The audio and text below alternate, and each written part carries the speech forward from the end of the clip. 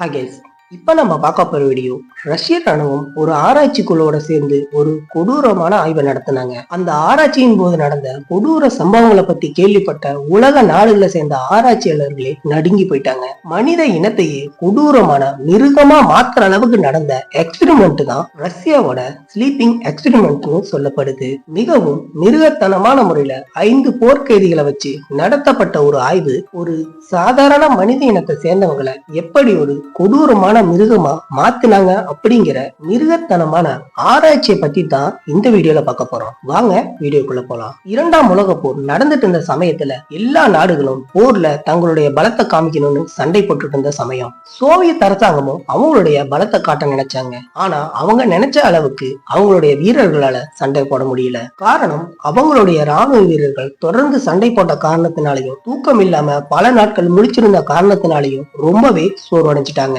எல்லா நாட்டு வீரர்களை விடவும் நம்ம நாட்டு வீரர்கள் பலம் வாய்ந்தவர்களா இருக்கணும்னு தொடர்ந்து சண்டை போட்டுக்கிட்டே இருக்கணும்னு முடிவு பண்ண சோவியத் அரசாங்கமும் ராணுவ அதிகாரிகளும் இதுக்கு ஒரு வழி கண்டுபிடிக்கணும்னு முடிவு பண்றாங்க. அதுக்காக அவங்க ஒரு பேராபத்தான வழிய கையில் எடுக்க முடிவு பண்றாங்க. ரஷ்யன் கவர்மெண்ட்டை சேர்ந்த ஆராய்ச்சி குழுவுக்கு இதுக்கு ஒரு வழி கண்டுபிடிக்கணும்னு ஆராய்ச்சியில ஈடுபட சொல்றாங்க. ரஷ்யன் கவர்மெண்ட்டை சேர்ந்த ஆராய்ச்சியாளர்கள் குழுவும் இதுக்கு ஒரு ஆபத்தான திட்டத்தை சொல்றாங்க. ராணுவ வீரர்கள் தொடர்ந்து சண்டை போட்டுட்டே இருக்கிறதுக்கும் தூங்காம இருக்கிறதுக்கும் ஒரு மருந்தை கண்டுபிடிச்சு ராணுவ வீரர்களுக்கு செலுத்தணுங்கிற ஐடியாவை சொல்றாங்க. ஆனா இந்த மருந்தை கண்டுபிடிக்கணும்னா மனிதர்களை வச்சு சோதனை செஞ்சு அதன் மூலமா தான் இந்த மருந்தை கண்டுபிடிக்க முடியும்னு சொல்றாங்க. ரஷ்யன் கவர்மெண்ட்டும் அதுக்கு ஒத்துக்கிறாங்க. அதுக்கப்புறம் ரஷ்யன் கவர்மெண்ட்டும் ஆராய்ச்சியாளர் குழுவும் சேர்ந்து ரகசியமான முறையில ஒரு எக்ஸ்பெரிமெண்ட் நடத்தணும்னு முடிவு பண்றாங்க. அப்படி நடத்தப்பட்ட சோதனை தான் தி ஸ்லீப்பிங் எக்ஸ்பெரிமெண்ட். அதுக்காக ரஷ்ய போர்ல கைது செய்யப்பட்ட எதிரி நாட்டை சேர்ந்த 5 போர்க்கைதிகளை தான் இந்த ஆய்வுக்கு பயன்படுத்த முடிவு பண்றாங்க. அந்த 5 கைதிகள் கிட்டையும் ஒரு ஒப்பந்தம் போடுறாங்க. அது என்னன்னா, நாங்க ஒரு ஆய்வு நடத்த போறோம், அது 30 நாட்களுக்கு நீடிக்கும். அந்த 30 நாட்கள்ல முதல் 15 நாட்களுக்கு நீங்க தூங்காம இருக்கணும். இந்த ஆய்வுக்கு ஒத்துக்கிட்டு கலந்துக்கிற கைதிகளுக்கு எந்த ஒரு தண்டனையும் இல்லாம விடுதலை செய்யப்படுவாங்க அப்படிங்கிற ஒரு பொய்யான வாக்குறுதியும் கொடுக்கறாங்க. அதை நம்பின அந்த 5 போர்க்கைதிகளும் இந்த ஆய்வுக்கு ஒத்துக்கிறாங்க. அந்த ஆய்வுக்காக ஏற்கனவே தயார் செய்யப்பட்ட இடத்துக்கு அந்த 5 பேரையும் கூட்டிட்டு போறாங்க. அவங்கள ஒரு பெரிய சீல் செய்யப்பட்ட அறையில கொண்டு போய் விடுறாங்க. அந்த ரூம்ல 5 பேருக்கு தேவையான 30 நாட்களுக்கான உணவு பதப்படுத்தப்பட்ட நிலையில வைக்கப்பட்டிருக்கு. அது மட்டும் இல்லாம அந்த கைதிகளுக்கு குடிக்கிறதுக்கு தண்ணீர் பைப்பும் நிறைய புத்தகங்களும் வைக்கப்பட்டிருக்கு. முழுமையா சீல் செய்யப்பட்டிருந்த அந்த ரூம்ல ஒரு பக்கத்துல மட்டும் 5 அடி நீளம் 5 அடி அகலம் கொண்ட ஒரு மிகப்பெரிய கண்ணாடி வைக்கப்பட்டிருந்தது. அந்த கண்ணாடி வழியா ஆராய்ச்சி குழுவை சேர்ந்தவங்க இவங்களை பார்க்கலாம். அந்த வழியா ஆராய்ச்சி குழுவை சேர்ந்தவங்க இவங்களை கண்காணிக்க முடிவு பண்ணியிருந்தாங்க. ஆனா ரூம்ல இருக்கிற கைதிகளால அந்த ஆராய்ச்சி குழுவை சேர்ந்தவங்களை பார்க்க முடியாது. அது மட்டும் இல்ல, ரூமை சுத்தி கேமராவும் மைக்ரோபோனும் இருந்துச்சு. 24 மணி நேரமும் ரூம்குள்ள என்ன நடக்குங்கிறத தெரிஞ்சுக்கிற மாதிரி பண்ணியிருந்தாங்க. ரூம்குள்ள இருக்கிற கைதிகள் கூட தொடர்பு கொள்ள ஒரு இன்டர்காமும் ரேடியோவும் இருந்துச்சு. அந்த ரூம் காற்று கூட போக முடியாத அளவுக்கு முழுமையா சீல் செய்யப்பட்டிருந்துச்சு. அதுக்குள்ள இருக்க கைதிகள் சுவாசிக்கிறதுக்காக 2 பைப் லைன் போட்டிருந்தாங்க. ஒரு பைப் லைன் வழியா ஆக்சிஜனும் இன்னொரு பைப் லைன் வழியா அவங்க தூங்காம இருக்க கண்டுபிடிக்கப்பட்ட கேஸும் போற மாதிரி வடிவமைச்சிருந்தாங்க. கைதிகள் உள்ள அனுப்பப்பட்ட முதல் நாள் எல்லாமே சாதாரணமா தான் போயிட்டு இருந்துச்சு. கைதிகள் புத்தகம் படிச்சாங்க, எக்ஸசைஸ் பண்ணாங்க, ஒருத்தருக்கு ஒருத்தர் சாதாரணமா பேசிக்கிட்டு இருந்தாங்க. அடுத்த சில நாட்கள்ல எல்லோரும் மன அழுத்தத்துக்கு ஆளான மாதிரி நடந்துகிட்டாங்க. 5 நாட்களுக்கு அப்புறம் அவங்களுடைய செயல்பாடுகள் ரொம்பவே மாறிடுச்சு. ஹாலுசினேஷன் வந்த மாதிரி தனித்தனியா சுவர்களை பார்த்து பேச ஆரம்பிச்சாங்க. ஒருத்தருக்கு ஒருத்தர் பேசுறத நிறுத்திட்டாங்க. அந்த ரூம்ல வைக்கப்பட்டிருந்த மைக்ரோபோன்ல மாறி மாறி பேச ஆரம்பிக்கிறாங்க. சரியா 9 நாட்களுக்கு அப்புறம் அந்த 5 பேர்ல ஒருத்தர் மட்டும் சத்தமா கத்த ஆரம்பிக்கிறாரு. தொடர்ந்து நிறுத்தாம கத்திக்கிட்டே இருந்தாரு. அப்போதும் கூட இருந்த எந்த ஒரு கைதியும் எந்த ஒரு ரியாக்ஷனும் பண்ணாம ஒவ்வொருத்தரும் ஒவ்வொரு இடத்துல இருந்தாங்க. அவர் தொடர்ந்து கத்தனதுனால அவருடைய குரல் நாணங்கள் அருந்து போயிடுது. அவர் வாயிலிருந்து ரத்தம் வர ஆரம்பிக்குது. ஆனாலும் தொடர்ந்து கத்த முயற்சி பண்றாரு. அவருடைய குரல் நாணங்கள் அருந்து போயிட்டதுனால தொடர்ந்து அவர்னால கத்த முடியல. அதுக்கப்புறம் இன்னொரு கைதியும் தொடர்ந்து கத்த ஆரம்பிக்கிறாரு. சில நிமிடங்கள்லயே எல்லா கைதிகளும் அமைதியாயிடுறாங்க. அதுக்கப்புறம் அமைதியா இருந்த 3 கைதிகளும் பேசிக்க ஆரம்பிக்கிறாங்க. இதுக்கு மேல இந்த ரூம்குள்ள என்ன நடந்தாலும் வெளியில இருக்கிற ஆய்வு குழுவுக்கு எதுவும் தெரியக்கூடாது, அது போல நம்ம நடந்துக்கணும், அப்போதான் நம்ம எல்லோரையும் வெளியில விடுவாங்க அப்படின்னு கைதிகளுக்குள்ள பேசிக்கிட்டாங்க. அதுதான் கடைசியா கைதிகளுக்குள்ள பேசிக்கிட்டத ஆய்வுக்குழு கேட்ட வார்த்தைகள். அதுக்கப்புறம் அவங்கள கண்காணிக்க வைக்கப்பட்டிருந்த கண்ணாடிய மறைக்கணும்னு முடிவு பண்றாங்க.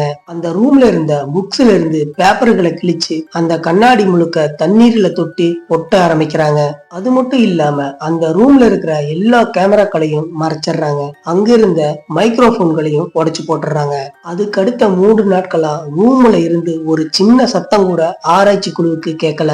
அந்த ஆராய்ச்சி குழுவினால எந்த ஒரு தகவலையும் தெரிஞ்சுக்க முடியல. ஒருவேளை ரூம்ல இருக்கிற கைதிகள் இறந்துட்டாங்களோன்னு நினைக்க ஆரம்பிக்கிறாங்க. ஆனா அந்த ரூமுக்குள்ள போற ஆக்சிஜனோட அளவை பார்க்கும்போது சாதாரண மனிதர்கள் பயன்படுத்துறதை விட 3 மடங்கு அதிகமா உள்ள பயன்படுத்தப்படுறத கவனிக்கிறாங்க. அதை வச்சு பார்க்கும்போது ரூம்குள்ள இருக்கிறவங்க உயிரோட தான் இருக்கணும்னு முடிவு பண்றாங்க. தொடர்ந்து ஏதாவது சத்தம் வருமானு கவனிக்க ஆரம்பிக்கிறாங்க. ஆனா எந்த ஒரு சத்தமும் வரல. கடைசியா 15 நாள் முடியுது. முதல் முறையா அந்த ரூம்குள்ள வச்சிருக்கிற ரேடியோ மூலம் ஆராய்ச்சி குழு பேச ஆரம்பிக்கிறாங்க. அந்த ராணுவ ஆராய்ச்சி குழுவை சேர்ந்தவங்க சொன்னது என்னன்னா, எங்களுடைய ராணுவ குழு இப்போது கதவை திறந்துட்டு உள்ள வருவாங்க. நீங்க எல்லோரும் அமைதியா தரையில படுத்திருக்கணும். எங்களுக்கு ஒத்துழைப்பு கொடுக்காம தாக்க முயற்சி பண்ணீங்கன்னா உங்க எல்லாரையும் சுட்டு கொன்னுருவோம் அப்படின்னு அறிவிக்கப்படுது. அப்படி அறிவிக்கப்பட்ட சில நிமிடங்கள்லயே அந்த தூங்காம இருக்கிறதுக்காக பயன்படுத்தப்படுற கேஸ் ரூமுக்குள்ள நிறுத்தப்படுது. ரூம் முழுக்க ஆக்சிஜன் வாயுவால நிரப்பப்படுது. அப்படி அந்த கேஸ் நிறுத்தப்பட்ட சில நொடிகள்லயே அந்த ரூம்குள்ள இருக்கிற கைதிகளால வேகமா கதவுகள் அடிக்கப்படுது. திரும்பவும் அந்த கேஸையே உள்ள செலுத்துங்க, நாங்க வெளியே வர விரும்பல, எங்களுக்கு அந்த கேஸ் மட்டும் போதும், திரும்பவும் அந்த கேஸை ஓபன் பண்ணுங்கன்னு தொடர்ந்து கத்த ஆரம்பிக்கிறாங்க. இப்படி அந்த கைதிகள் சொன்னதும் அந்த ஆராய்ச்சி குழுவுக்கே அதிர்ச்சியும் பெரிய ஆச்சரியத்தையும் ஏற்படுத்துச்சு. திரும்பவும் ஆராய்ச்சி குழுவை சேர்ந்தவங்க பேச ஆரம்பிக்கிறாங்க. நீங்க எங்களுக்கு ஒத்துழைப்பு கொடுத்தீங்கன்னா கண்டிப்பா அந்த கேஸை திரும்பவும் ஓபன் பண்ணி விடுவோம் அப்படின்னு சொல்றாங்க. அப்படின்னு அறிவிச்ச சில நொடிகள்லயே அந்த அறையில சத்தம் குறைஞ்சு அமைதியாகுது. அதுக்கப்புறம் அந்த அறையோட கதவு திறக்கப்படுது. ராணுவ குழுவை சேர்ந்த 11 பேர் அந்த ரூம்குள்ள நுழையிறாங்க. அந்த ரூமுக்குள்ள நுழைஞ்சு சில அடிகள் எடுத்து வச்சதுமே அங்க அவங்க பார்த்த காட்சி அவங்கள பயத்தின் உச்சத்துக்கே கொண்டு போயிருச்சு. அந்த அறை முழுவதும் மோசமான நாற்றம் அடிக்க ஆரம்பிக்குது. அந்த அறையில் உள்ள சுவர் முழுக்க நகை கீறல்களா இருந்தது. அது மட்டும் இல்லாம அந்த அறைக்குள்ள தண்ணீர் தேங்கி இருந்தது. அந்த தண்ணீர்ல ரத்தமும் கலந்திருந்தது. அந்த அறைக்குள்ள நுழைஞ்ச சில நொடிகள்லயே அங்க போன அந்த குழுவை சேர்ந்தவங்க அமானுஷ்யத்தை உணர ஆரம்பிச்சுட்டாங்க. அந்த அறைக்குள்ள இருந்த 5 கைதிகள்ல ஒரு கைதி இறந்து போயிட்டாரு. அந்த ஒரு கைதியோட உடலை அங்க இருந்த மற்ற 4 கைதிகளும் சாப்பிட ஆரம்பிச்சிருந்தாங்க. அந்த இறந்து போன கைதியோட உடல் பாதி அளவு காணாம போயிருந்தது. இந்த காட்சியை பார்த்த ராணுவ குழு முதல்ல பின்வாங்குறாங்க. அதுக்கப்புறமா தொடர்ந்து முன்னோக்கி கைதிகள் இருக்கிற பக்கமா போறாங்க. ஆனா அங்க இருக்கிற கைதிகளை பாக்குறதுக்கு சாதாரண மனிதர்கள் மாதிரி இல்ல, ஏதோ உருமாற்றம் அடைஞ்ச ஜாம்பிகள் மாதிரி இருந்தாங்க. அவங்கள கண்ட்ரோல் பண்ண நினைச்ச ராணுவ குழுவை சேர்ந்தவங்க அந்த கைதிகளை நோக்கி பேச ஆரம்பிக்கிறாங்க. எல்லோரும் அமைதியா கீழே படுங்க, மீறி ஏதாவது செய்ய முயற்சி பண்ணீங்கன்னா சுட்டுக் கொல்லப்படுவீங்க அப்படின்னு அந்த கைதிகளை நோக்கி பேச ஆரம்பிக்கிறாங்க. ஆனா அவங்க அதை கண்டு பயப்படல. இந்த குழுவை சேர்ந்த 11 பேரையும் தாக்க முயற்சி பண்ணாங்க. அந்த ராணுவ குழு சேர்ந்தவங்க இந்த கைதிகளை எவ்வளவோ கட்டுப்படுத்த முயற்சி பண்ணாங்க. ஆனா அவங்களால கட்டுப்படுத்த முடியல. அந்த சமயத்துல அந்த அறையில நடந்த போராட்டத்துல ராணுவ குழுவை சேர்ந்த ஒருத்தருக்கு மணிக்கட்டு முறிக்கப்படுது. கூட வந்த 2 பேருக்கு மிக பெரிய அளவுல காயம் ஏற்படுது. அந்த கைதிகளை கட்டுப்படுத்துறதுக்காக மேலும் ஆட்கள் வரவழைக்கப்படுறாங்க. அந்த கைதிகளை கட்டுப்படுத்துற முயற்சியில அந்த கைதிகளுக்கு மயக்க மருந்து செலுத்தப்படுது. ஆனா அவங்க யாரும் மயக்கம் அடையல. சாதாரண மனிதர்களுக்கு கொடுக்கிற அளவை விட 3 மடங்கு அதிகமா மயக்க மருந்து செலுத்தப்படுது. இருந்தாலும் அந்த கைதிகள்ல யாரும் மயக்கம் அடையல. வேறு வழி இல்லாம அவங்கள ஆய்வகத்துக்கு கொண்டு போகணும்னு முடிவு பண்றாங்க. அவங்க 4 பேரையும் கைகால்களை கட்டி ஆய்வகத்துக்கு கொண்டு போக முயற்சி பண்றாங்க. அந்த சமயத்துல ஏற்பட்ட சண்டையில அந்த 4 கைதிகள்ல ஒருத்தருக்கு ரொம்பவே அடிபட்டுறது. அவர் உடம்பு முழுக்க 9 இடங்கள்ல எலும்பு முறிவு ஏற்படுது. அதனால அவரு இறந்து போயிடுறாரு. மற்ற 3 கைதிகளுக்கும் சிகிச்சை அளிக்கப்படுது. அந்த 3 கைதிகள்ல 2 பேருக்கு தொண்டையில் உள்ள குரல் நாணங்கள் அருந்து போயிடுது. அதனால அவங்களால பேச முடியல. அது மட்டும் இல்லாம அவங்க கை விரல்கள்ல நகங்கள் கூட இல்ல. உடம்புல பல இடங்கள்ல தசைகள் கிழிக்கப்பட்டிருந்தது. ரொம்பவே மோசமான நிலைமையில அவங்க 2 பேர் இருந்தாங்க. இருந்தாலும் அவங்க ரொம்பவே ஆக்ரோஷமா இருந்தாங்க. அந்த 3 கைதிகளோட உடம்புலயும் பல இடங்கள்ல காயங்கள் ஏற்பட்டிருந்தாலும் அந்த வலிய அவங்களால உணர முடியல. அவங்க காயத்துக்கான சிகிச்சைகள் அளிக்கப்பட்டு திரும்பவும் அந்த அறையில கொண்டு போய் அந்த 3 பேரையும் விடுறாங்க. அவங்கள அந்த ரூம்ல கொண்டு போய் விட்ட சில நிமிடங்கள்லயே அந்த ரூம்குள்ள மிகப்பெரிய சத்தம் கேக்குது. என்ன நடந்ததுன்னு கேமரா வழியா பாக்குறாங்க. அங்க 3 கைதிகளையும் காணும். திரும்பவும் கதவுகள் திறக்கப்படுது.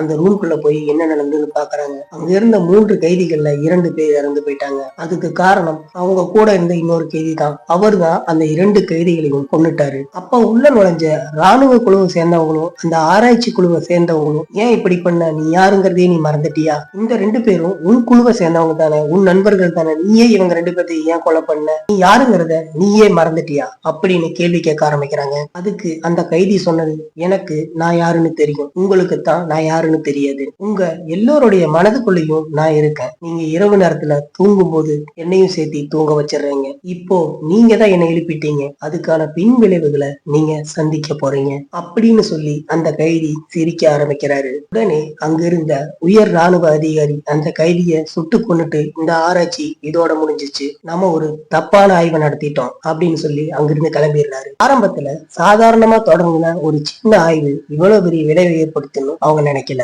மனிதனுடைய இயல்பான நிலையை மாத்த நினைச்ச ஆராய்ச்சி குழு ஒரு மிருகத்தை தான் உருவாக்கி வச்சிருந்தாங்க. இந்த ஆராய்ச்சி உண்மையிலேயே ரஷ்யால நடத்தப்பட்டதா சொல்லப்படுது. இந்த ஆராய்ச்சியின் பேர் தான் ஸ்லீப்பிங் எக்ஸ்பெரிமெண்ட்னு சொல்லப்படுது. தேங்க்யூ ஃபார் வாட்சிங் கைஸ். மறுபடியும் இன்னொரு நல்ல வீடியோல உங்களை வந்து மீட் பண்றேன். தொடர்ந்து இதே மாதிரி வீடியோஸ் பார்க்கணும்னா நம்ம சேனலை மறக்காம சப்ஸ்கிரைப் பண்ணி சப்போர்ட் பண்ணுங்க. தேங்க்யூ ஃபார் வாட்சிங் கைஸ். இது இன்ஃபினிட்டி மிஸ்ட்ரி. நான் உங்க சசி.